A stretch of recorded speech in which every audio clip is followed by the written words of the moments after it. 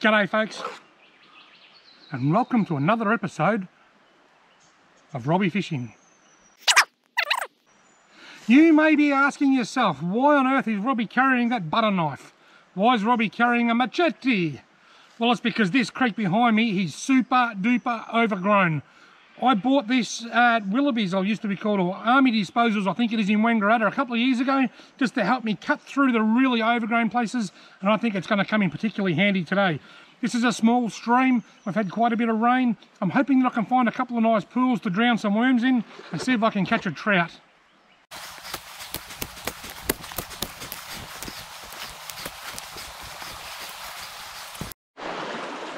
It's a beautiful place. Look at the size of some of these trees. Enormous. But there's no real pool just here, so I'll go up a bit further.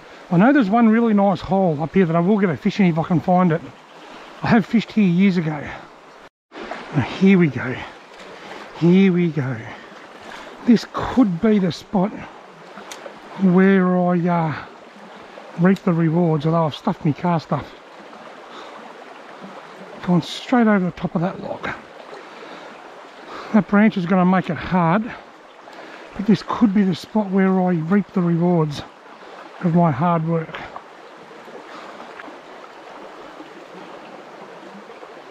There's a bite. Where's that a bite? Got him. There we go. Oh, I lost him. Bugger. That might be the only chance I get. G'day folks, and welcome to a beautiful and calm Bundalong. Getting a bite, I'm not joking. Now this is a circle hook, I've got to wait for it to hook itself, but I think it's almost done that. No, it's stopped. Literally been here 5 minutes and I've got my first bite. It's still there. Got him. Oh, I lost him. Lost it. I'll put it straight back down. Right, me biting fish is back. I'm going to do things a bit differently this time. I'm going to hold the rod and I'm going to sort of feel him. I've given him a bit of line now. He's taken it. I reckon he's got that. Got him. Oh, got him. No, I've got the bottom of the jetty. G'day folks, it's time for a little bit of yabby reconnaissance. I'm putting my nets in a temporary waterway.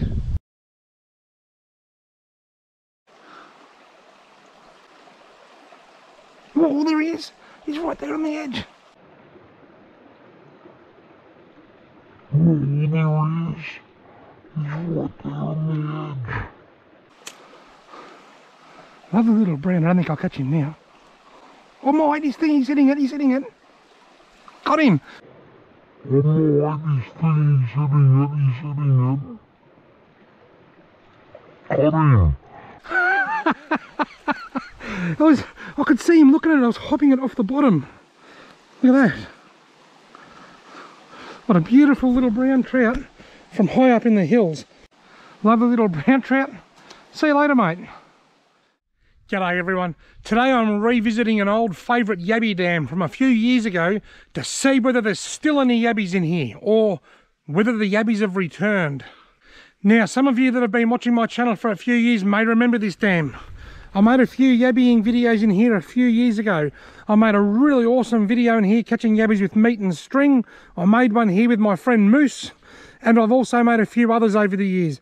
But about 3 or 4 years ago, it completely dried up, and it was dry for a good 3 or 4 months. It's not an overly deep dam, and it just totally dried up.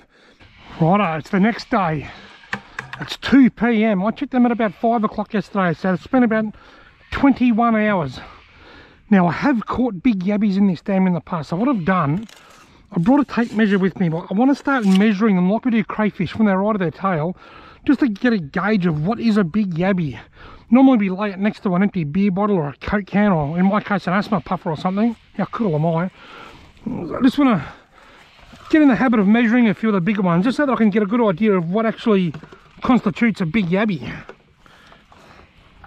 How big does the yabby have to be before we can call it big? I've got one. It's only one, and he's not a monster, but he's a reasonable size yabby. That's a very good sign. That means that they've made their way back into here. I'm not going to keep it. I had my line ready then, and I just said, you know, I was ready to, when I said what constitutes a big yabby, I was just about to say, hopefully bigger. I was going to say, well, bigger than that, because there's none there, but there was one there. Right, so let's get a carapace length. So the biggest yabby I've ever measured, because it's the first one, is 4 centimetres.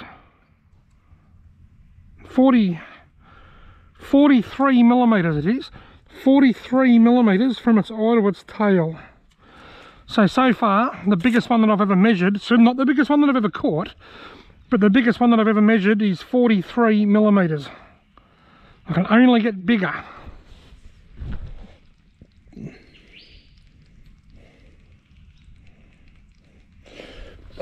See, buddy. G'day everyone, and welcome to another exploratory yabbying video where I've found a new dam that I've never yabbied in before, so I'm going to put some nets in and see whether there's any yabbies here. G'day everyone. Oh, it's a bit wind exposed, isn't it? G'day everyone. It's the 4,000 pixels, which is an absolute... tickling me.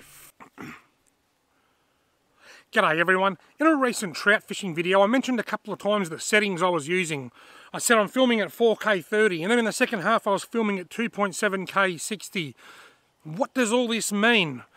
Well, in that video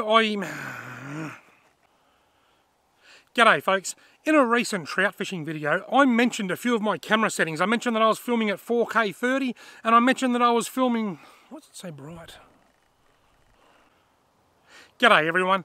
In one of my recent trout fishing videos, I happened to mention my GoPro settings, or ultra high resolution, if your camera can't edit the files anyway. Now dark.